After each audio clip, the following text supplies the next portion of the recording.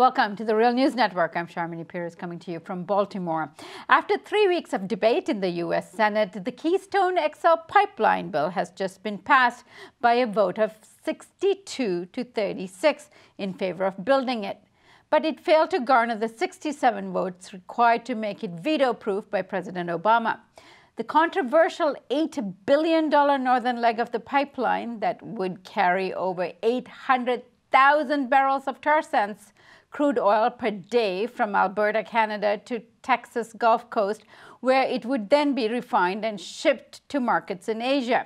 Now joining us from Portland, Oregon is Daphne Wysham. Daphne is a climate policy fellow at the Center for Sustainable Economy and associate fellow at the Institute for Policy Studies.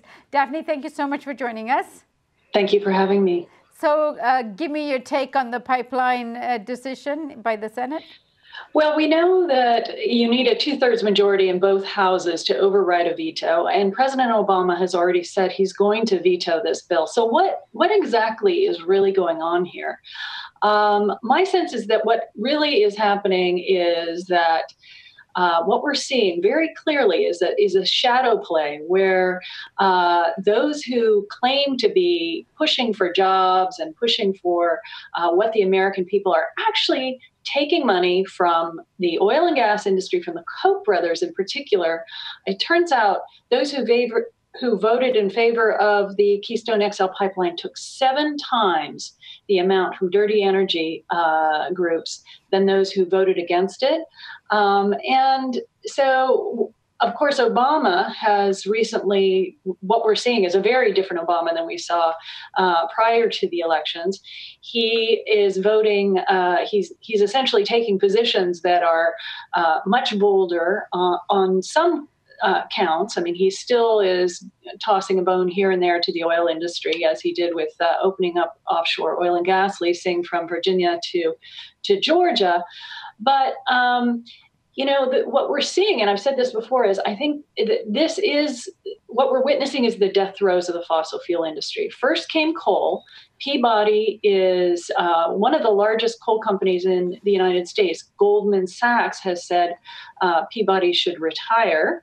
Now comes the oil sands. They are at least as carbon intensive as coal. Some say quite a bit more carbon intensive just in terms of their extraction and the amount of energy that it takes to extract the oil from the bitumen.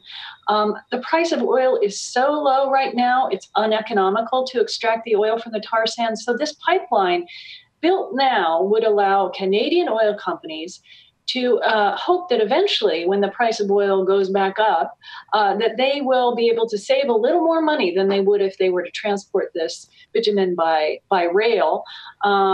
Across our borders at great risk to our country and our people, to our ports for export to the rest of the world. So what do the American people get out of it? They get a handful of jobs, yes, but they get a huge amount of risk. And we also, we're putting our children and our grandchildren's future at risk. They will inherit an unlivable climate. As we've heard over and over again, it's game over for the climate if we continue to exploit all of the tar sands that are now potentially being mined by the Koch brothers and others. Daphne, so this pipeline has the potential for being a stranded asset. $8 billion is going into building it. What value does it have if it's not going to pay off? Well, I mean, I think what we are seeing is, regardless of whether it is a stranded asset, we know that the Koch brothers have money to burn. They've announced that they are going to spend almost $1 billion on the 2016 presidential election. So anyone with any political aspirations of being president or kowtowing to the next president is going to do the bidding of the Koch brothers.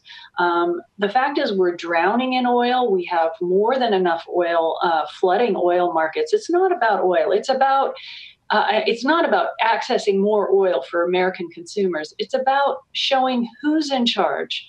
And clearly the Koch brothers are, and their ilk, are calling the shots, and they do not like a defiant president, and they're sending him a very clear message. So it's a showdown with President Obama, political theater of the Republicans. That's the way it appears to me. Of course, we know that the Koch brothers tend to give more to the Republican candidates, and Obama obviously is a Democrat. So on a variety of different levels, this is not in the interest in general of the Democratic Party or a Democratic president. Daphne, one of the dangers of such a pipeline, we have actually seen it demonstrated in the last couple of weeks with several pipelines going rogue and bursting and leaking hundreds and thousands of barrels into our water supply and our soil. Can you just highlight some of those incidences? Well, of course, those are oil spills that we are hearing about that are on within our borders, and they are troubling. We've had a recent oil spill in the Yellowstone River that spilled oil, contaminating that beautiful waterway. We had a recent explosion of a gas pipeline in West Virginia that was very difficult to contain. All of these incidents they are predictable, but beyond what is happening within our borders, we need to keep in mind what is happening in Canada. The tar sands are one of the most barren wastelands on the planet. The tons of earth required to produce 1 barrel of oil from the tar sands, it takes at least 2 tons of earth just to produce 1 barrel. The amount of water required to produce 1 barrel of synthetic oil from tar sands is at least 3 barrels. So